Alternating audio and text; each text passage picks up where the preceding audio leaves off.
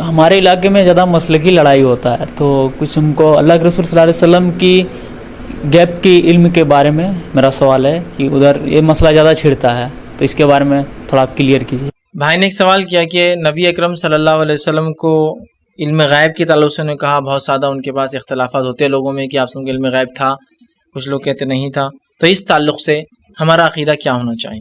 دیکھیے، نبی اکرم صلی اللہ علیہ وسلم کو علم غیب کے تعلق سے مسلمان افراط اور تفرید کا شکار ہے، مطلب یا تو باؤنڈری سے آگے چل جا رہے ہیں یا تو باؤنڈری سے پیچھے رہ رہے ہیں، جبکہ ایک مسلمان کا کام یہ ہے کہ وہ وہی کہے جو کتاب و سنت کے مطابق ہو، جو اگر ہے تو ہے، جو نہیں ہے تو نہیں۔ نبی اکرم صلی اللہ علیہ وسلم کو علم غیب تھا اتنا جتنا کہ اللہ رب العزت نے آپ کو دیا تھا، لمیٹڈ اسکوپ کے ساتھ۔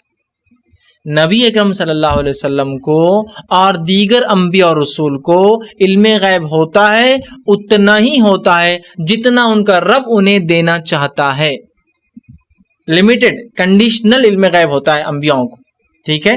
جیسا موسیٰ علیہ السلام کو اللہ رب العزت نے علم غیب دیا، ابراہیم علیہ السلام کو اللہ رب العزت نے علم غیب میں اپنی کائنات کا علم بتایا، جس کی وجہ سے ستارے اور سیاروں کو انہوں نے رد کیا جو قوم عبادت کرتی تھی۔ نبی اکرم صلی اللہ علیہ وسلم کو معراج میں لے جا کر اللہ رب العزت نے علم غیب تو بتایا نا، پہلا آسمان، دوسرا آسمان، تیسرا آسمان، جو انبیاء انتقال کر چکے وہ جو انبیاء انتقال کر چکے آپ کے پیچھے نماز پڑھے، علم غیب تو ہے یہ۔ تو اللہ رب العزت اپنے انبیاءوں کو علم غیب دیتا ہے لیکن اتنا جتنا مناسب ہوتا ہے، ان کو ضرورت ہوتی ہے۔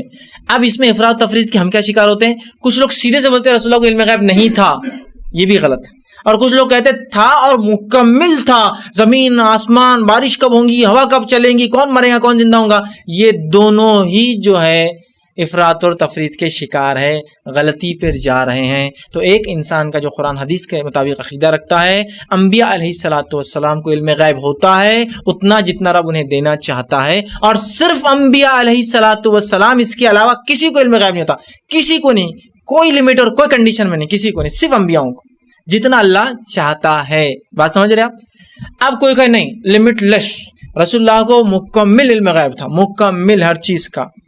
اگر کوئی یہ دعویٰ کرے تو سیرت نبوی کا اگر ہم مطالعہ کریں تو ایسے کئی واقعات آتے ہیں جس کے اندر، اور خود قرآن کا اگر مطالعہ کرے تو کئی آیتیں آتی ہیں اس میں اللہ کے رسول سے کہلوایا گیا، اے نبی کہہ دو کہ اگر میں آگے کیا ہونے والا جانتا تو میں اپنے لیے خیر کو طلب کرتا، خیر کو چن لیتا، اگر میں جانتا آگے کیا ہونے والا ہے تو دنیا اور زمین آسمان کے خزانے میں اپنے لیے جمع کر لیتا، لیکن مجھے یہ علم نہیں دیا گیا۔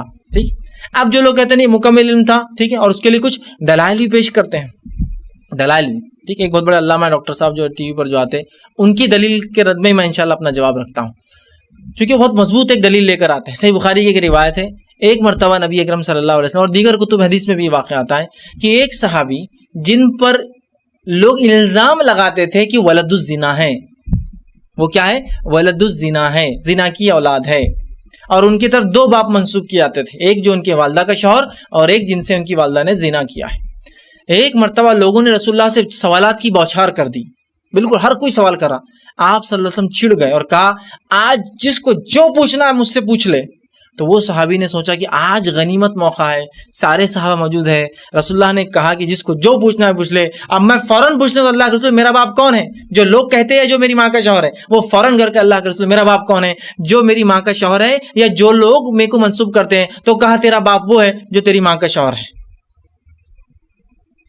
مطلب تو ولد الزنا نہیں ہے۔ لیکن ان کی شخصیت بعد میں بھی ڈسپیوٹ میں ہی رہی، رسول اللہ کے بعد بھی کچھ لوگ ان کا مذاق اڑاتے رہتے تھے۔ بہرحال خیر، تو آپ سب نے بیان کر دیا۔ اب وہ علامہ صاحب کیا بولتے ہیں، ہاں آپ دیکھو میاں بیوی کا عمل کہاں ہوتا ہے، چپکے ہوتا ہے، اکیلے میں ہوتا ہے، یہی تو علم غیب ہے، آپ سب کو پتا تھا، لیکن وہ اولاد کس کی ہے؟ اور آدمی بولتا صحیح بات ہے، پورا علم ہوگا اللہ کے رسول کو، اس لیے کہ یہ بات تو کون بتا سکتا ہے کہ ایک عورت نے کس کے ساتھ کیا کیا جس سے حمل ٹھہرا، سوائے اس کے اس کو علم غیب ہو۔ لیکن میرے بھائی بس تھوڑی سی عقل اگر تم وہاں اپنا لیتے تو شاید یہ استدلال، یہ وہ بھی سمجھتے ہیں وہ لوگ، لیکن بس لوگوں کو گھمانے کے لیے۔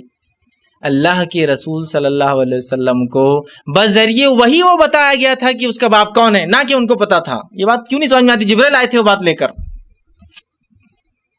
تو یہ اس کی دلیل نہیں، یاد رکھیے اس کی دلیل نہیں۔ اب آئیے دوسرے واقعہ جو ثابت کرتے ہیں کہ آپ وسلم کو علم غیب نہیں تھا، اس میں پہلا واقعہ آپ سنیے۔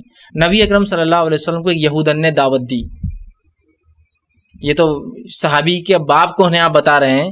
جب صحابی کا باپ بتا کے اس کی نسل کو آپ پاک کر رہے ہیں, اگر واقعے میں 100% علم غیب تھا تو پھر یہاں دیکھیے اب اس واقعے کو آپ سوچیے, تھوڑا غور کیجیے.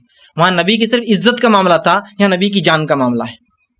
آپ صلی اللہ علیہ وسلم نے اس کی دعوت قبول کی, اس نے آپ کو کھانا پیش کیا. 2 صحابہ آپ کے ساتھ اور تھے جو 3 لوگ گئے تھے.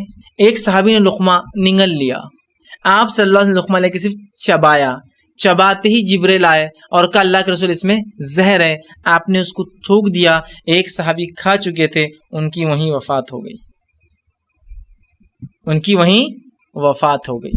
یہاں اگر رسول اللہ کا علم غیب مکمل تھا اور آپ نے اس صحابی کی عزت بچائی, تو میرا سوال ہے یہاں علم غیب کیوں نہیں تھا اور نبی نے کیوں اس صحابی کی جان نہیں بچائی؟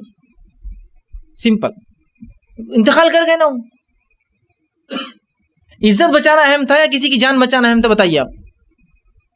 اور خود کیا کوئی انسان معلوم ہوتے ہوئے زہریلی چیز کھا سکتا ہے؟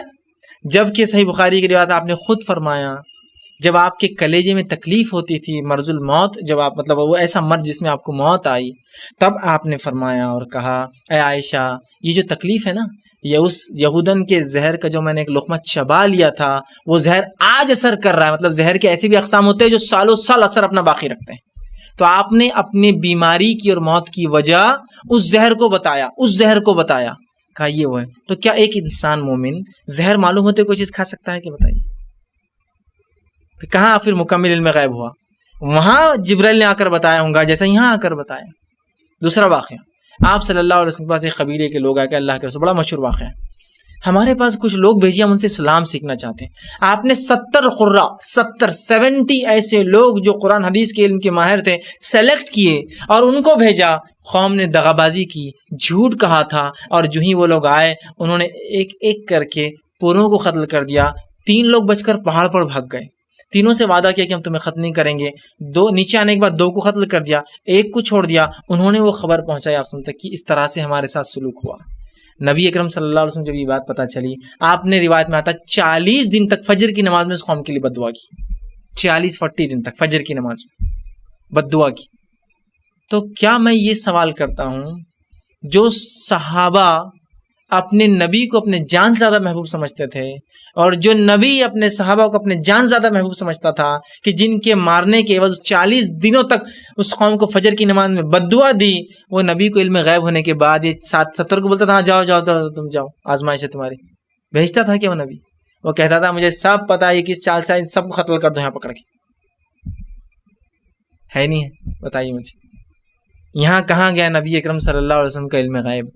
70 صحابہ مارے, ان 70 صحابہ مارے جا رہے, سارے کے سارے ٹاپ موسٹ قرآن حدیث کا علم رکھنے والے, ایک دم چوٹی کا. ہاں, تو 100% نہیں تھا. میں یہ بتانا چاہتا تھا جتنا اللہ نے دیا تھا. خبر میں کیا ہو رہا 2 مردوں کے ساتھ, آپ نے بتایا نا, 2 پہ عذاب ہو رہا ہے, 1 پہ پیشاب کی چیٹوں کے چغلی. تو علم غیب تھا, لیکن یہ اللہ نے جبریل کے ذریعے بتایا تھا. آپ کی ذات سے آپ کو علم غیب نہیں تھا, یاد رکھیے, آپ کی ذات سے نہیں تھا. بہت سے لوگوں کا ایسا ہوتا ہے بس یہ کہے کہ شروع ہو جاتے ہیں, ہے نا. اب جیسا لیکچر میں نے کہا آپ سب کی موت, مرض الموت, تو ارے نبی کو موت کی بات کر رہا, لعنتی ہے, یہ تو یہ ہے, یہ تو فلاں ہے, یہ تو یہ ہے, اور بس گالیاں بکنا شروع کر دیتے ہیں. حالانکہ قرآن نے خود نبی کے لیے موت کا استعمال کیا, 3 جگہ میں نبی کے لیے موت کا استعمال. خود ابوبکر صدیق رضی اللہ عنہ کا خطبہ اگر آپ سن لیں, جس خطبے میں اللہ کے رسول کی وفات کے بعد حضرت عمر کو سمجھانے کے بعد آپ ممبر پہ کھڑے ہو کے خطبہ دیے, تو یہ جتنے بھی حضرات ہیں نا جو موت کا لفظ نبی کے لیے استعمال نہیں کرتے ہیں, ان کے نیچے سے زمین ہی نکل جاتی, پھر زمین پوری نکل جاتی, خلا میں لٹک جاتے بیچارے. کیا ابوبکر صدیق کا وہ خطبہ ایک ایسا خطبہ تھا کہ اگر کوئی پڑھ لے تو سمجھ جائیں گا کہ کیا ہے. آپ کھڑے ہوئے حضرت عمر کو سمجھانے کے بعد, اور پھر خطبہ دیا, اور خطبے میں یہ کہا کہ جو اللہ کی عبادت کرتا تھا, من کان یعبد اللہ فإن اللہ حی لا یموت, جو اللہ کی عبادت کرتا تھا وہ جاننے اللہ زندہ ہے, اس کو موت نہیں آتی ہے. من کان یعبد محمد, اور جو محمد صلی اللہ علیہ وسلم کی عبادت کرتا ہے وہ جان لے. پھر آپ فرماتے من کان یعبد محمد, جو محمد صلی اللہ علیہ وسلم کی عبادت کرتے تھے وہ جان لے فإن محمدا قد مات, تو محمد آج مر چکے ہیں. مات کا لفظ استعمال کیا. کیا ابوبکر کر سکتے ہیں تو مجھے کرنے میں کیا حرج ہے؟ کیا ابوبکر کا عقیدہ ہے کہ نبی کو موت آتی ہے تو مجھے اس عقیدے پہ چلنے میں کیا حرج ہے نا. اللہ نے قرآن میں کہا انک میتون و انہم میتون، اے نبی تمہیں بھی موت آئیں گی اور ان کو بھی موت آئیں گی. موت کا لفظ استعمال کیسے تھا؟ ٹھیک. وما محمد الا رسول قد خلت من قبلہ رسول افئن مات، محمد اللہ کے رسول ہے، ان سے پہلے کئی رسول گزرے، اگر وہ مر جائے فئن مات او قتلا، اور اگر قتل کر دیے جائے تو کیا تم اسلام سے پھر جاؤ گے؟ پھر موت کا لفظ آیا ہے نا. تو بہرحال یہ کیا ہے، بس کم علمی ہے، کم عقلی ہے، اور اتنا کم علم اور کم عقلی کے لوگ مظاہرے کرتے ہیں. اور بالخصوص جس علاقے سے آپ آتے ہیں وہیں ہمارے ایک دوست تھے، وہ اڑیسہ گئے تھے. مطلب وہ پورا ایک علاقہ ہے جہاں بہت علم کی ضرورت ہے، اور ایسے لوگ جو وہاں کے ہیں جن کو علم ہے ان کا کام ہے کہ وہاں صحیح علم پہنچائے. تو وہ کہنے لگے میں جمعہ کے خطبے میں گیا اور وہاں ایک شخص ممبر سے خطبہ دے رہا تھا اور کہہ رہا تھا کہ اللہ رب العزت کے 2 بیٹے ہیں. نعوذ باللہ. عیسائیوں نے تو ایک کہا تو وہ کفر میں چلے گئے، اس نے 2 کہہ رہا ہے، اللہ کے 2 بیٹے ہیں. ایک عبد القادر جیلانی اور ایک کوئی تو بھی ہے، اللہ رحم کر. ممبر پہ سے جمعہ کے خطبے میں اللہ کے 2 بیٹے ہیں. عیسائیوں نے تو ایک کہا اور وہ خارج ہو گئے اسلام سے اور وہ عیسائی بن گئے اور وہ کفر ہو گئے. لقد کفر الذین قالوا، وہ لوگوں نے کفر کیا جس نے کہا ہے اللہ 3 میں سے ایک ہے. تو عیسیٰ کو صرف ایک بیٹا بولنے کی وجہ سے وہ کفر میں چلے گئے اور اس نے 2 ثابت کر رہا ممبر پہ سے. اللہ رحم کرے. یہ لا علمی کا حال ہے. اسی طرح ایک صاحب تھے، ایک مرتبہ مجھے ملے، وہ ایک ایسے علاقے کے تھے کہ جہاں بہت علم کی کمی ہے. ان سے ایک بار میں نے بات کی اور میں نے دیکھا وہ کچھ کام کر رہے تھے. میں نے کہا رمضان کا مہینہ اور یہ ورکر آپ کے ساتھ ابھی بھی کام کرتے ہیں؟ تو ان کے مالک نے کہا ان کو جاؤ، بولے بھی تو رمضان میں نہیں جاتے. کیوں؟ کہ بولے ان کی عید صرف محرم میں آتی ہے. سنی مسلمان اور صرف محرم عید مناتے اور 10 دن کا تہوار ہوتا تو اپنے وطن اور گاؤں جاتے. ان کو عید بھی نہیں پتا، بقر عید بھی نہیں پتا کیا ہوتی ہے، رمضان عید نہیں مناتے. معلوم آپ کو، ان کو معلوم ہی نہیں رمضان کی عید. بولے ہم یہاں مہاراشٹر میں آتے ہیں، ہم کو معلوم ہونا رمضان کی عید رہتی. بولے بقرعید. ان کے بعد عید صرف ایک ہے، محرم کے پورے 10 دن عید مناتے ہیں. سبحان اللہ. یہ حالت جہالت ہے. تو بہرحال ہمیں ضرورت ہے کہ ہم ایسے لوگوں سے بحث نہ کریں، مناظرہ نہ کریں، بلکہ خیر خواہی کے جذبے سے سکھانے کا کام کریں. ورنہ ہم لوگ کیا کرتے ہیں، ہمارے پاس یہ دلیل تمہارے پاس مت کیجیے. وہ معصوم ہے، اس کو علم نہیں ہے بیچارے کو، ورنہ اور کفر میں بڑھ جائیں گا. آپ عقل سے کام لیجیے، حکمت سے کام لیجیے اور کہیے ابوبکر صدیق رضی اللہ عنہ کو تم مانتے ہو نہیں مانتے ہو؟ چلو ان کا عقیدہ دیکھتے میرے بھائی. رد میں نہیں، ارے ہم ثابت کر دیں گے نہیں تھا تم ثابت کرو تھا، وہ نہیں، کبھی بھی نہیں. چونکہ وہ تو بیچارے معصوم ہیں، میں کہوں گا علم ہی نہیں ہے. تو وہاں محبت کے ساتھ، عاجزی انکساری کے ساتھ نالج دیجیے. رسول اکرم صلی اللہ علیہ وسلم کو علم غیب تھا اتنا جتنا ان کے رب نے انہیں دیا تھا، اور انبیاء علیہ الصلوۃ والسلام علم غیب ہوتا ہے جتنا ان کا رب دیتا ہے. اس کے علاوہ کسی کو علم غیب نہیں ہوتا ہے.